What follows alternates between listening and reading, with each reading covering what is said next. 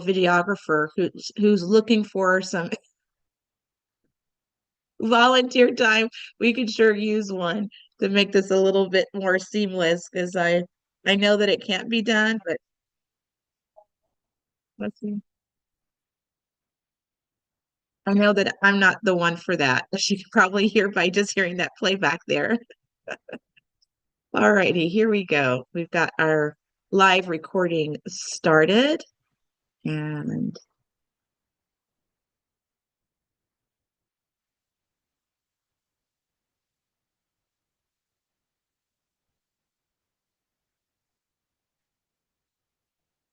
okay, good morning. It's so great to see everybody this morning. I hope everyone is doing well.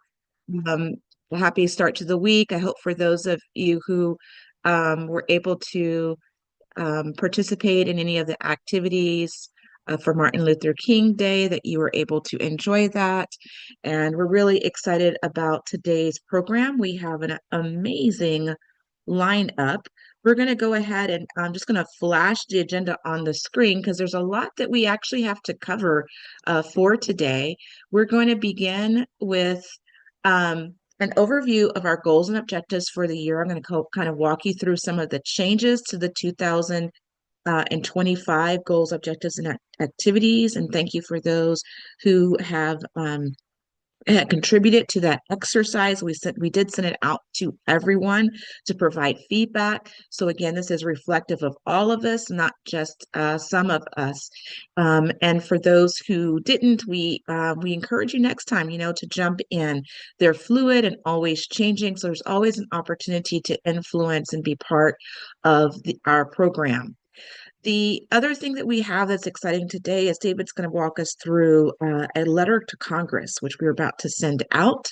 And there'll be more details on that as we gear up for our call to action on the Heal. And then I'm most elated to be able to introduce our guest speaker today as Adamika Arthur, and just really excited for the message that she's going to be bringing to us. This year is going to be a year for action. And so I hope that you guys are ready for that. I hope you're ready for the calling, as there is a lot of work to be done. There's work to be done every year, right? There's a lot of work to be done. And I do think that there's going to be quite a bit that together we're going to be able to accomplish. So without further ado, why don't we go ahead and get started? So Kelsey, if you would please go ahead and patch into the participant window there, the chat window, the priorities. You may already have them up there for me. If you do, just give me a quick thumbs up. That would be great. And then while she's doing that, I'm just going to call out some of the specific changes that have really come into place for this year. The first one is what we like to call the silent group.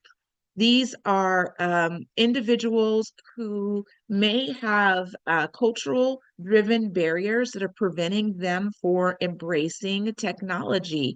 And we want to thank our participants for calling this out as as an area that we really need to perhaps consider reflecting more in our goals and our objectives. So advocating and expanding advocacy for those who are facing cultural barriers, driven barriers. What I love about that is that, that can focus in on a lot of different communities, and creates for even greater inclusivity and gives us a moment to pause.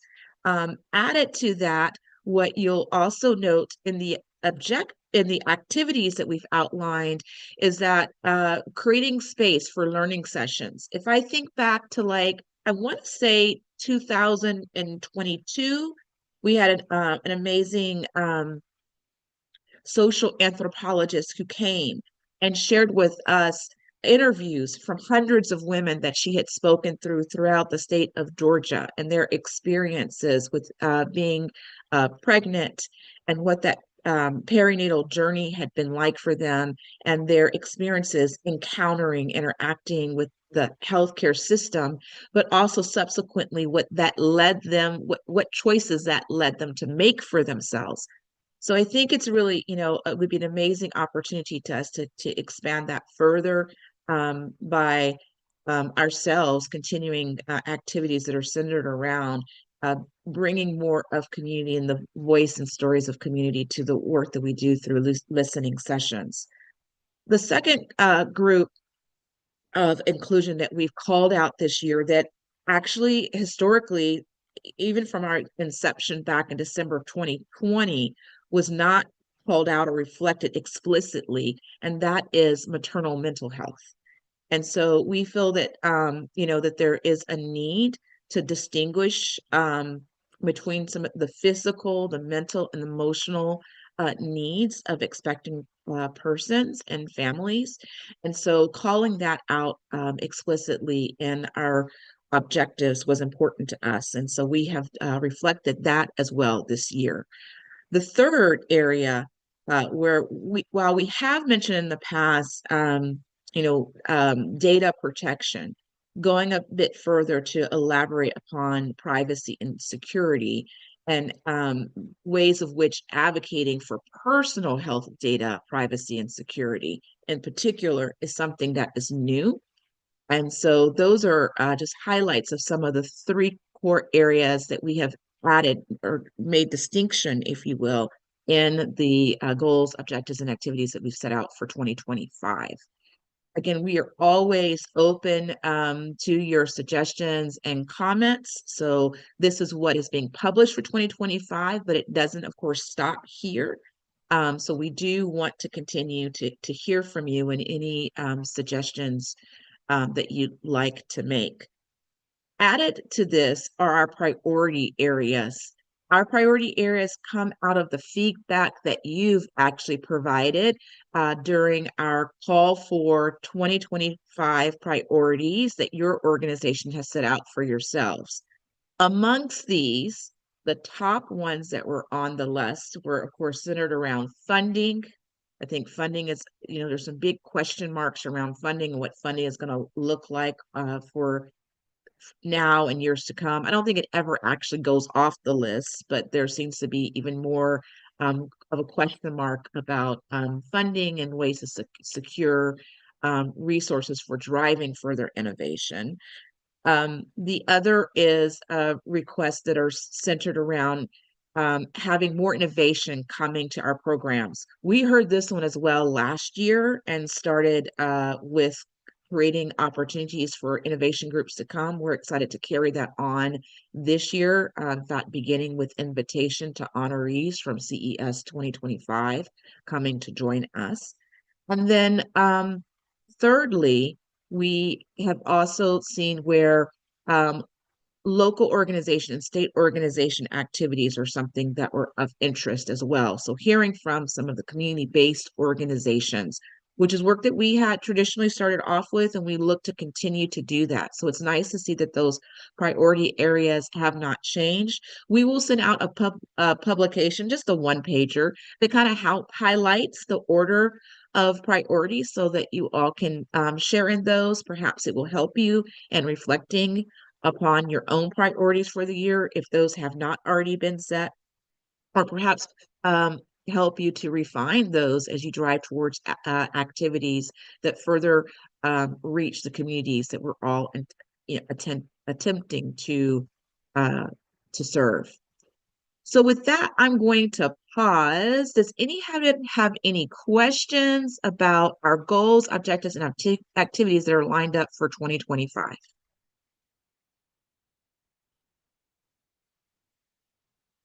I know that one thing that oftentimes gets asked of us, because we are 100%, we have been at least 100% virtual based, is will we have any face-to-face encounters?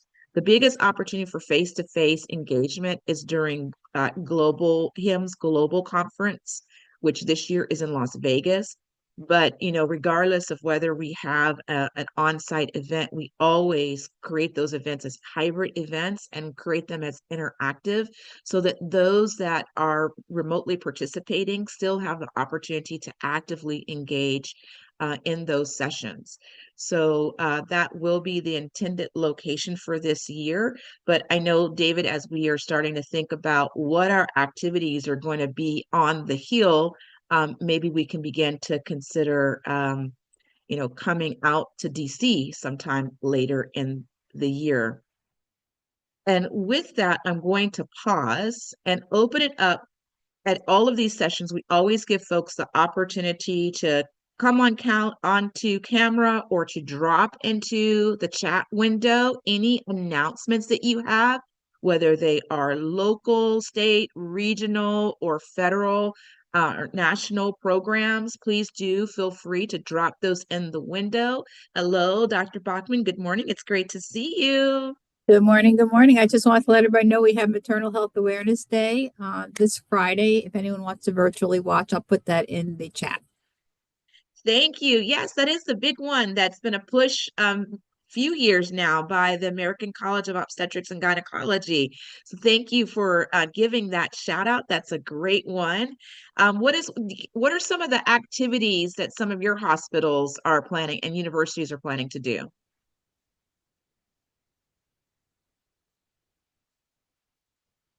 Well, we're having the panel from 12 to 1:30 Eastern Standard Time. And we're actually having First Lady Tammy Murphy, a New Jersey First Lady, who's going to talk Yes. about Nurture New Jersey and all the initiatives that she's involved with, because that's one of her major focuses on maternal health. So we're very happy to have her be part of the event on Friday.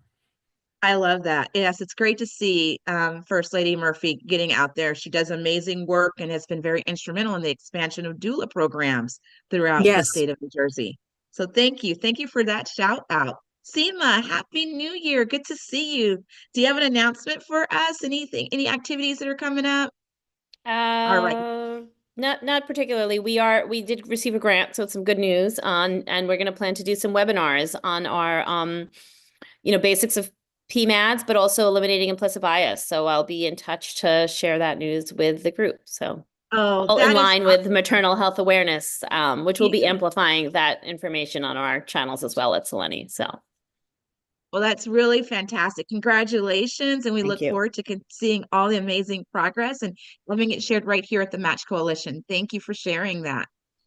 All right, folks. Well, again, if you have any additional items that you'd like to share, please do drop them in the chat window. You're welcome to do that. Meanwhile, we're going to head forward. David, it's so great to see you this morning. David is our co-chair from HIMSS, and he's going to be providing us with a legislative update along with information on our message to Congress. All right, Yeah. David, go ahead. Morning, everyone. Sorry, I've been sick all weekend. Caught what my two young girls had last week. So I'm gonna stay off camera. But as Fran mentioned, I'm behind schedule, but I'm working on a letter to every single member of Congress in the House and Senate.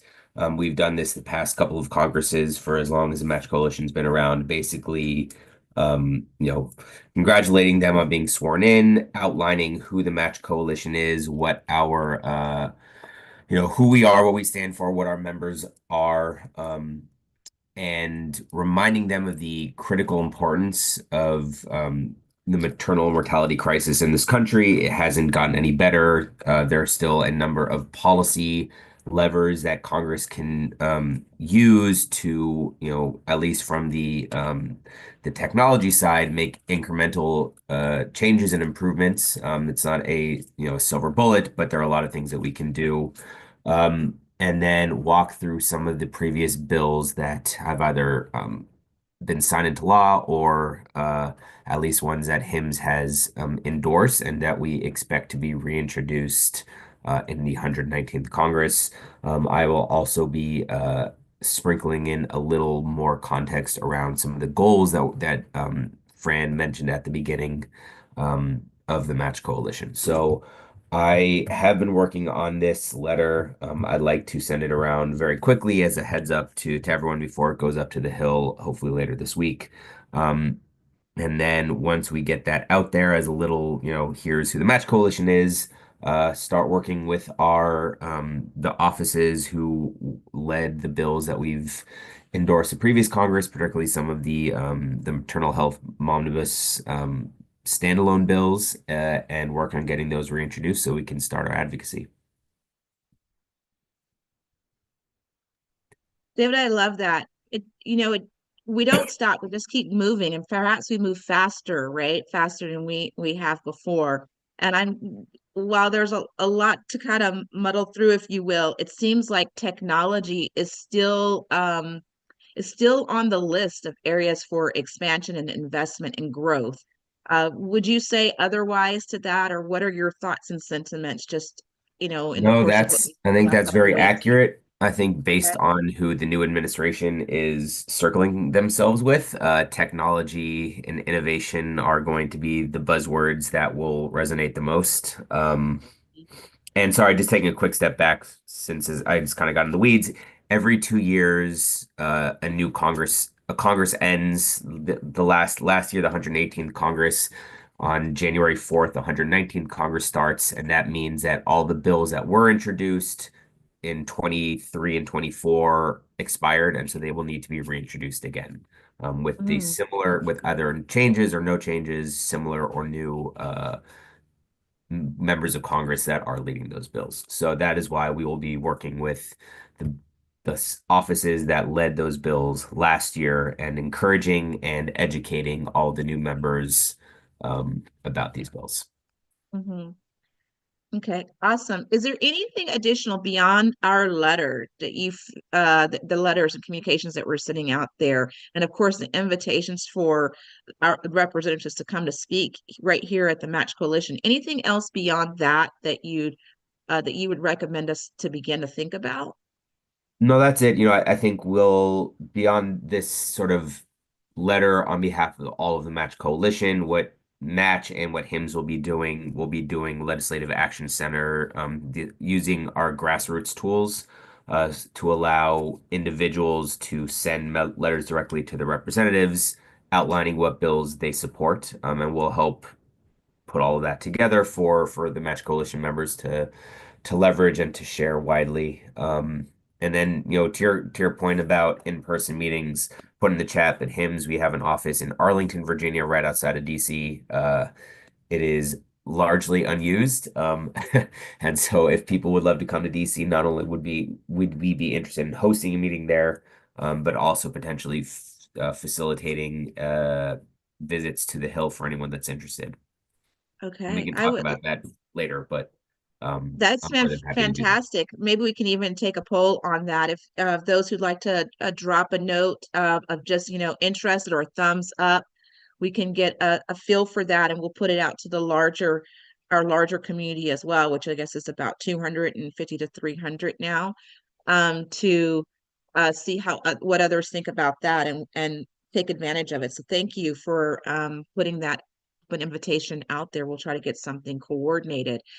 Certainly I'm excited. We had Dorothy Fink, who if you hadn't known the name previously, she was head of the Office on Women's Health, is now the acting secretary for the Department of Health and Human Services, and she actually was one of our speakers just back in the spring of 2023.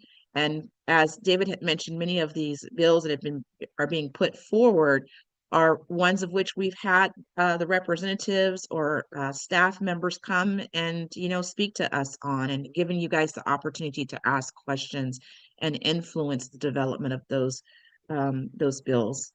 So we're kind of we're excited about that and hoping to continue to extend our influence in any way that we can. Well, any questions or comments before we move on? All right. I'm excited. I'm getting my screen ready to roll here. Second. I'm going to switch things up for just a second as we get ready to introduce today's guest speaker. Team, I am so honored to be able to introduce Adamika Meadows Arthur. Adamika actually spoke on a panel with us back in 2022.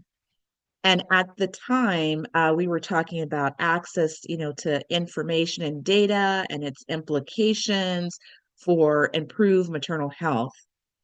And one of the things that really struck me in that moment when Adamika had spoken was the breadth of perspective that she brings to topics in maternal health, having come from an extensive career in epidemiology, public health, and technology. I'm here in California, and Adamika has had made incredible strides, and many of the improvements that we have had with driving further access to care for people in the state of California. But her commitment to access and equity doesn't stop with the state of California.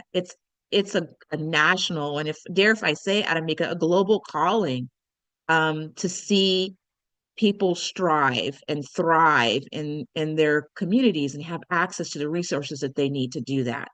And recognizing technology as one of the pillars, one of the key ingredients, if you will, to making that possible is a conversation and a mission, if you will, that through health technology for Medicaid, the HT4M program that Adamika runs, she's been able to to bring this message to so many audiences. So at that point in 2022, I was like, wow, I want to bring her back. We have to bring her back. And I couldn't think of anyone better for this year. When I was speaking to Kelsey, I was like, I really want to put a fire under us. I want the Match Coalition to set off on a roll for 2025. What if we reach out to Adamika? Let's get her in here. And I'm just so humbled, honored, grateful that she would take the time out to come to speak to our audience once again, and to give her the floor to deliver a message on really where we can go, right? The springboard of what the future holds for us, and how technology and communities of all kinds, everyone can participate. So, guys, when I get super excited, I start talking too much. So I'm going to stop talking and I'm going to ask for Adamika to take the stage. Welcome, welcome. Happy New Year. And thank you so much for being here with us today.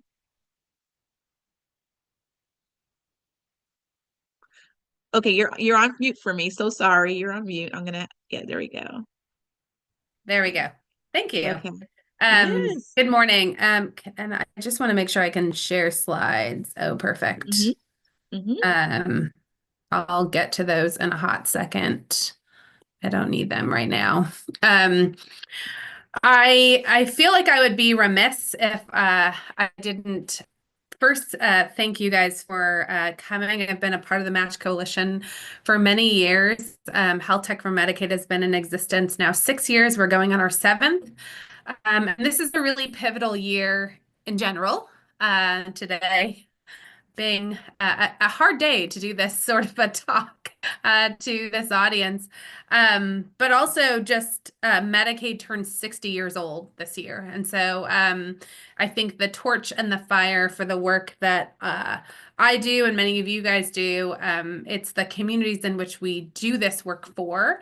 I think as Fran mentioned, I have a bit of a circuitous path to how I got here. Just briefly, I am a clinical epidemiologist by training. I kind of couch my career in 3 chapters so far.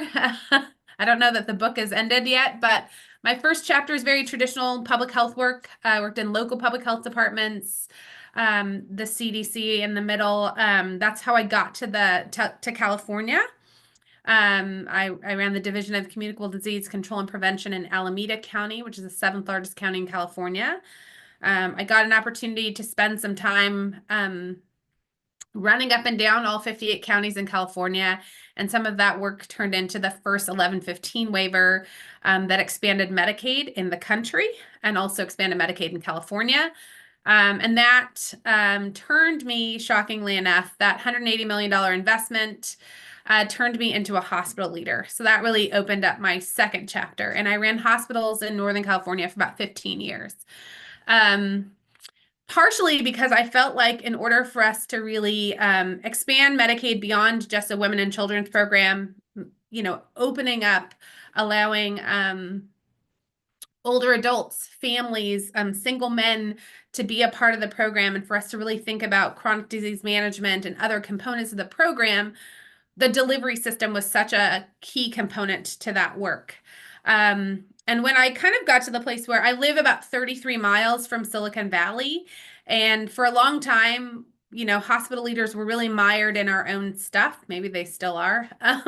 And I felt like I didn't really understand what technology was. There were a lot of entrepreneurs who would be knocking on my door, but I really didn't have time for them. We had EHRs that were happening, and there was lots of other stuff. And so one of the things I realized was that a lot of entrepreneurs were never thinking of government or individuals who use government insurance as a customer base for their innovations. And that seemed to be a huge problem for me. And that is kind of how Health Tech for Medicaid started. It really started as building an ecosystem for making sure that Medicaid was not lost, as it is 1 in 5 Americans. It is as close as we're going to get to a single payer system, at least, unfortunately, I think in my lifetime. And so that's kind of the premise for how I got here. And this is chapter 3. I feel like I would be remiss if I didn't acknowledge where we are today, having lost somebody pretty significant in women's health yesterday.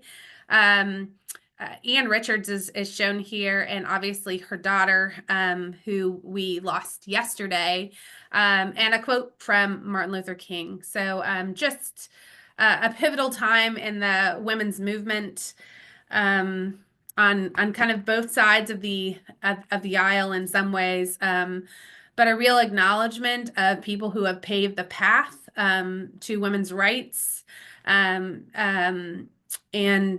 I really think this is the time to do what is right. And so I thought that was a great way for me to start today. I'm going to start by really telling you a bit about Health Tech for Medicaid and what we do and who we are, and hopefully how we can work collectively together as we move forward. So we are really on a mission to radically change the pace of innovation in Medicaid. And so oftentimes when people think about Medicaid, they do not think of a radically paced program. And so we really need to think of Medicaid because it really serves so many people as a lifeline to care for many Americans. It is not a partisan issue. It is literally something that many people, 1 in 5 Americans, as I mentioned earlier, in fact, many would say even more than that, if you didn't count the redetermination efforts to really kind of we've kicked about almost 12 million people off of Medicaid since COVID started. So, but our goal is really to improve the quality, access, and really the keeping equity in care for people who need it the most, our most vulnerable individuals. And so we want to improve kind of quality, equity, and access to care for Medicaid recipients. And we don't want to lose sight of their families, caregivers, and ultimately how that makes up our communities. We are an ecosystem builder. So a bit different than, we consider ourselves to be what we call a marketplace enabler. And we do that by bringing together kind of payers, providers, policymakers, entrepreneurs, investors, advocates. But most importantly, we center all of our work on people on Medicaid and their caregivers. There's almost 80 million people on Medicaid.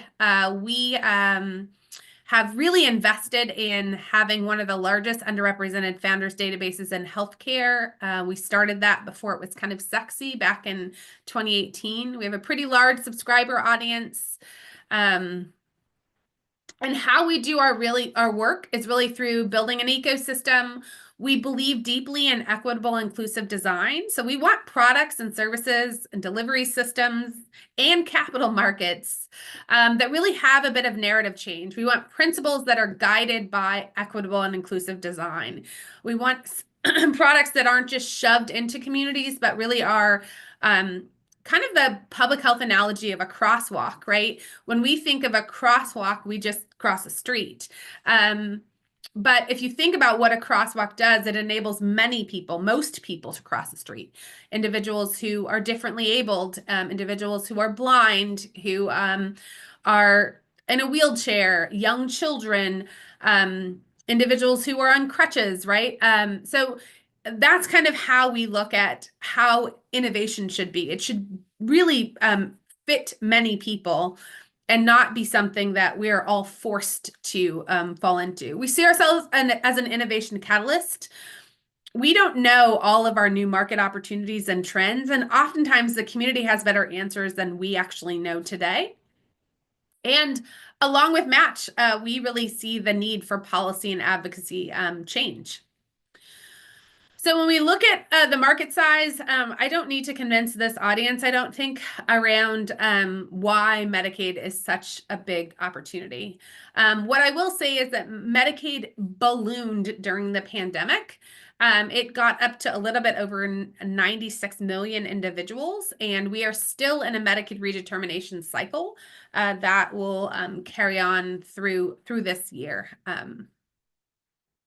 We work a lot with private companies, and I do want to say something about that, because people are often a little bit confused about, well, why would you want to work with private companies? Because private companies are a part of the ecosystem and the marketplace in general. And if we do not convince private companies and investors, in fact, last week was JP Morgan, which is the largest healthcare investing conference in the world.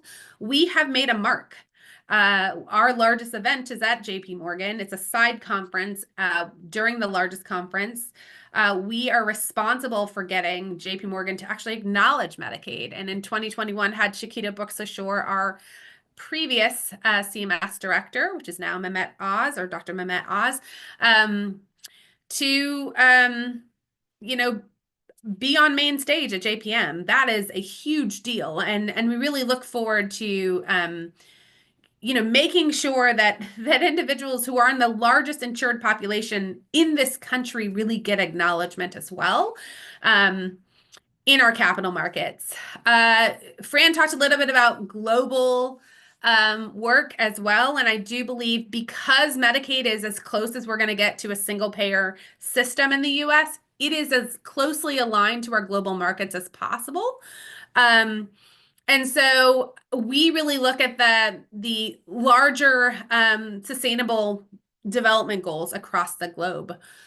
Before I go too much further, I would love to just kind of open this up for dialogue. I'm very much a kind of a community builder. And so having dialogue is really important. I could keep going through slides, but I do want to acknowledge if folks have questions or provocations or want to throw things out there, I'm certainly open for dialogue as I go along. Any thoughts, suggestions, anything? You guys are welcome to come Yeah, off, please. come onto camera. I mean, I can keep going through slides, but I think that this is where the magic happens, right? Is to have a little bit of discussion. Seema? I think that you bring up a great point of having the private companies at the table and just hearing your, just the admission, sort of say that Medicaid is now at the table, at the forefront of the table in the JP Morgan conference. And I think, I'm coming from a small nonprofits perspective of, and this is, huge, right? Medicaid's it's a giant organization that is well received and well respected. I don't have much to say besides that. I think that it's so important that we look at that, like that's the private public partnerships, and that reminder, even to myself as a small nonprofit, is, okay, well, this is really important to move any group forward. Yeah. I mean, I think what I learned as a hospital leader is that I was always, now in my hospital career, I will say I started in public hospitals. I went to an academic medical center, and then I worked in a not-for-profit system. So I always worked with a big Medicaid market, but most hospitals work with a big Medicaid market. Mm-hmm. What I will say is I hated JP Morgan. So a part of me and I will say this is a personal vendetta before it was an organizational mission, was to take over that conference because I hated it. I was always in the negative EBITDA corner, so it was always in like the poo-poo corner, and I really felt like we have to start legitimizing the system of care, and it starts even in how we name things. You know, I say that Medicaid turned 60 years old. There's a lot of things that turned 60 years old, and there was incredible progressive policy 60 years ago. We'll see how we're reckoning with this today. And I will acknowledge some things and give some hope about yesterday and some of the things that came out in navigating the new challenges in women's health and reproductive health moving ahead. Because I do think that we're marking the first official day of President Trump's, second term. And so I did do some reflection and thinking this morning, but one of the things I think we have to do is acknowledge that when two programs were started on the same day in 1965, we called one CARE and we called one AID. So out the gate, we already disadvantaged one program over the other. And I believe deeply in legitimizing a program that serves 1 in 5 Americans should not make people feel bad. I'm sorry. And so it has been my personal mission to make sure that people and that are on the program, but people that represent individuals that are on this program, capital markets should understand Medicaid. It is wholeheartedly foolish that the largest insured population in this country isn't discussed. But what I realized is that I had to be in the rooms and I had to speak in the same terms. I literally took a year and a half out of my life and learned how to be a venture capitalist so that I could legitimize myself enough to be in the rooms, right? And I had to not just take the VCI program, but I had to do the Stanford program. So I also could have enough of the cachet on my backside, right, to go head to head with folks. And I think that's a little bit of what we have to do, is we have to arm ourselves with enough knowledge that we're willing to actually be in the same debates with folks. And that's the only way we're going to get over the tow line, right? And be able to actually make sure that everyone's voices are included as we're thinking of policy.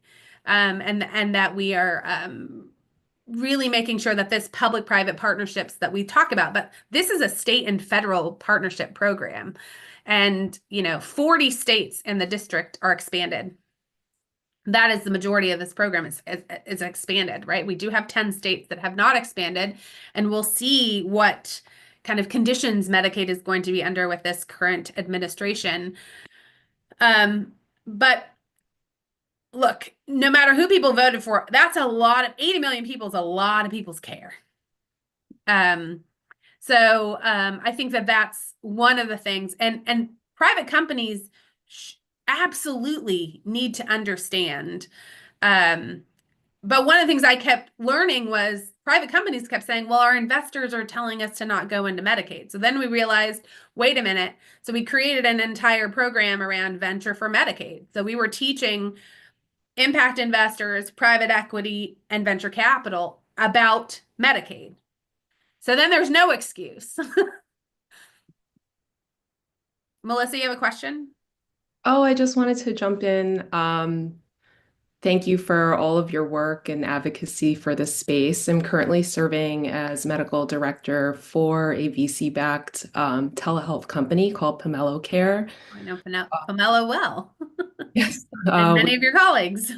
Awesome. Yes. And we're, everything that you're speaking about that really speaks to our mission and our efforts to expand access to the Medicaid population, me coming from the public health world and trying to influence the growth of our team so that we serve the same folks the way that I have at the front line. I think in my role coming from a traditional world, one thing that I'm trying to bridge better is an understanding of the importance for our practice to integrate with community-based organizations, because we are completely virtual. We're national. We've been able to reach thousands of people at this, very brief year and a half that I've been with the team. But I really think the next unlock, and especially as things seem to accelerate in these coming years with technology, how we can bring community-based organizations with us in our growth. Yeah. Pamela's been a part of some work we've been doing. We do work in kind of by line of kind of in population, but by line of either like health equity frame or by subpopulation. And so we did a ton of work in older adults, kind of gearing up to the election, because we knew that older adults was typically an easy bipartisan way for us to get through and make sure that we could actually continue to get work done in this last few years. And there is 17 million individuals that are Medi, which is a lot. In addition to the fact that we have a growing community, and we actually expanded our mission to look at something called the forgotten middle, which is something I want everyone to understand a little bit more about, which is the individuals who likely will become on Medicaid within the next 5 years. They are individuals who are very fragile. They're not just necessarily older adults, but they're typically over 50. And they're people who are literally too poor, but not poor enough to actually meet threshold. And they are more likely to be seen in those non-expansion states. Yeah. But so thank you very much. I want to Yeah, thank please. you for that. So this is interesting, right? I know we now call it the forgotten middle. We used to just call them indigents. So I'm wondering, the language is constantly changing. I mean, it is, right? The language is Sure. changing. And I think that's maybe Well, perhaps indigents typically was charity care. So well, I mean, that's indigent, fair, but yeah. that's still what we call that population, Yeah, right? yeah, Just yeah, you yeah. know, it's fairly, it's the labels that people use. And we're seeing the language beginning to change. Like, for example, you know, I was excited, you know, of course, as equally epidemiologist and public health professional, excited to see people utilizing the term social determinants of health, although it made me cringe because they would oftentimes use it wrong, but that was okay. But they were using the terminology, and now it's beginning, as I'm at least witnessing, becoming a little bit unpopular. And terms like even equity are becoming unpopular. The trend is dying out. What's the new language? Where do you see things going? How do we continue to make sure that the conversations are being had and we're not turning people off by you know, by the choice of words that we choose to describe the needs of the populations that we're attempting to serve? So that's hard to say today. I'm just literally today. And I say that because I think equity was fine to say literally yesterday. And literally today, we don't know what words are going to be appropriate. We don't know what we can say. I think, like Seema mentioned earlier, like I work for myself, right? We are a nonprofit organization. I feel like I should say what I need to say, right? And so we aren't going to change our language, but I do know that messaging and language matters depending on how you're going to get across conversation, right? And so we may have to adjust language or describe things in a different way so that we can have the same conversation in Mississippi, right? But we've always had to do that, right? I think if language is banned, that will be quite interesting. And I think maybe this is a time for me to like do some of my, like I wrote down some reflections this morning about some of the executive orders that just hit yesterday and what does this kind of mean for us moving ahead. I mean, because today is really the first official day of this, you know, of President Trump's second term as president, and we are confronted with really profound shifts in the landscape of what women's health is going to look like, what reproductive health is going to mean, whether or not we're going to be able to call things, you know, birthing health or not. And, you know, orders were signed yesterday, reversing many of President Biden's key healthcare initiatives, including the efforts to lower healthcare costs and expand protections against gender-based discrimination. I think these initial recensions have targeted expansions under the ACA, coronavirus outreach, and critical protections for gender and sex discrimination, signaling right out the gate kind of a stark departure from previous health policies. Moreover, and I think that Fran really mentioned this in the beginning, amidst this like transition, you know, Dr. Dorothy Fink, like is an endocrinologist and currently the leader of the agency's Office on Women's Health, has been appointed as interim Secretary of Health and Human Services. Her role is going to become very crucial as, you know, Robert Kennedy Jr., who is Trump's nominee for the position, faces bipartisan scrutiny, which may delay his confirmation. And I think Dr. Fink's leadership is going to be very influential in the direction of policies that are going to affect women's health during this pivotal time. And I think in light of these developments, we're going to potentially see a resurgence of policies that are going to challenge what we've ever seen before. And I think it's really double downing on like our work and our mission. I think we can't get caught up in language, and I think we have to really double down on our mission. And we can't forget the people. You know, one of the things I always lean into and have always done in my entire career, I started my career in like kind of global community health. I did local public health work.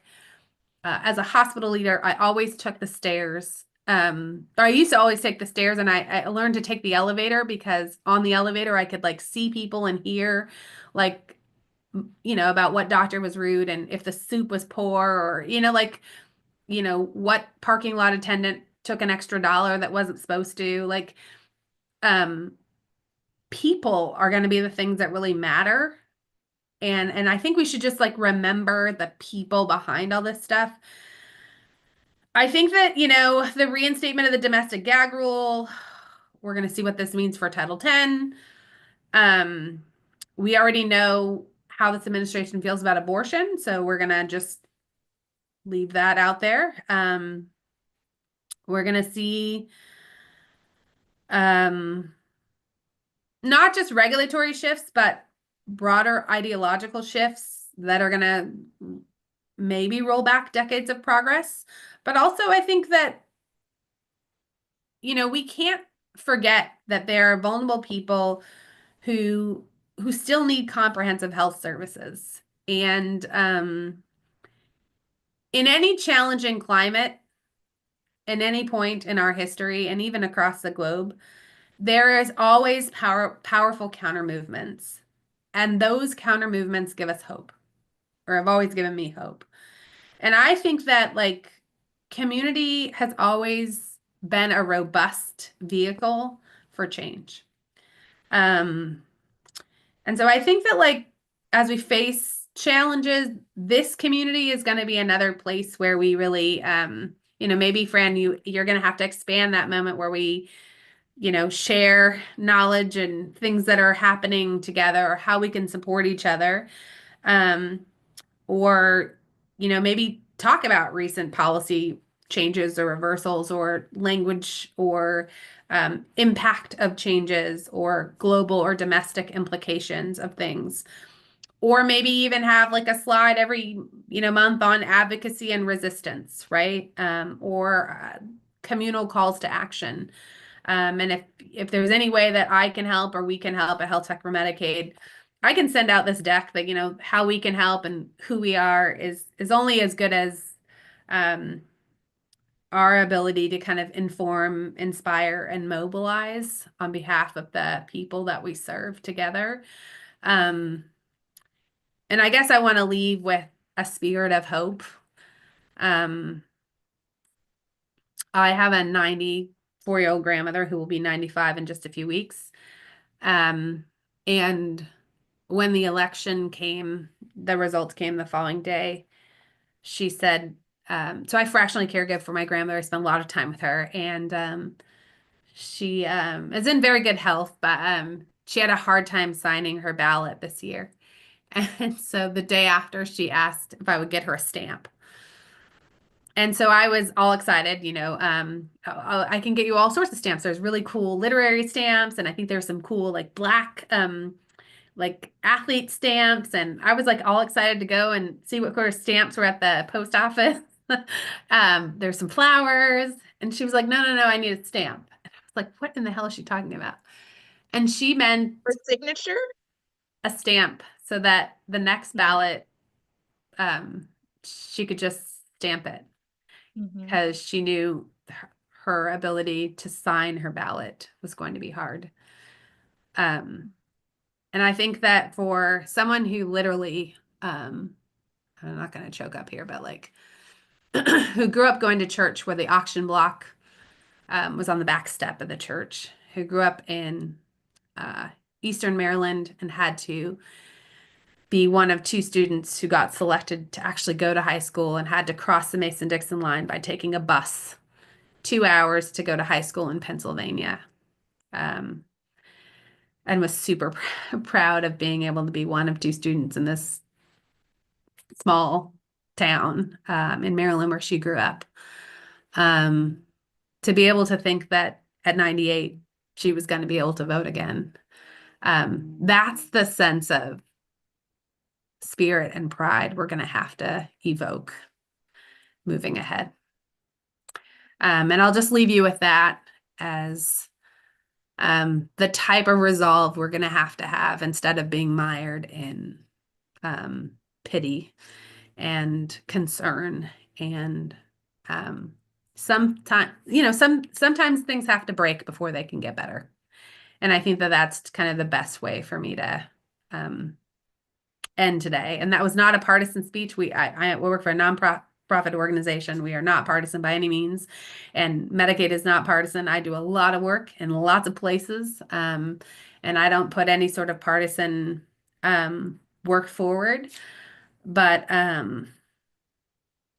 so I think it's important to lead with humility and to know we're all trying to do our valiant best. And it's just a challenging time in our country, and we will get through it.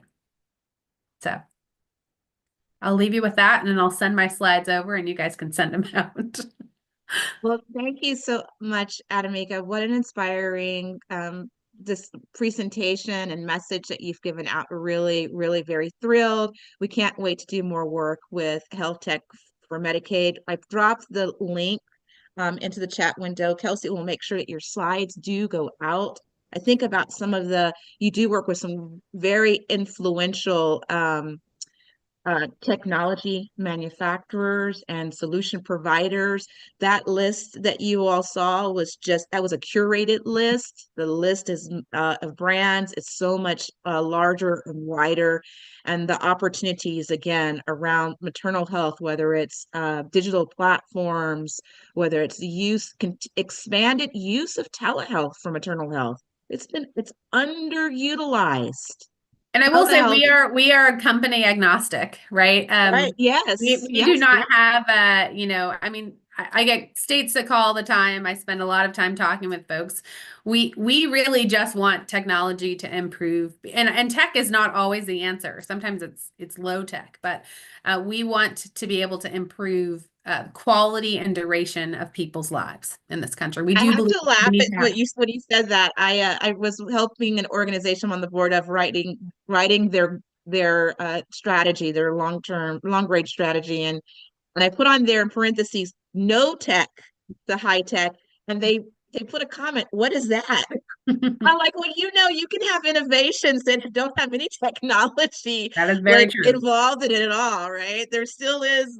In fact, that's actually more. There's more innovation that's not tech oriented, that is tech oriented, although both have its place. So sure. I'm so glad you mentioned that. Again, all inspiring. Thank you. I presume you have an open door, so folks are not sure. only welcome to pose questions here, but to reach out to your organization.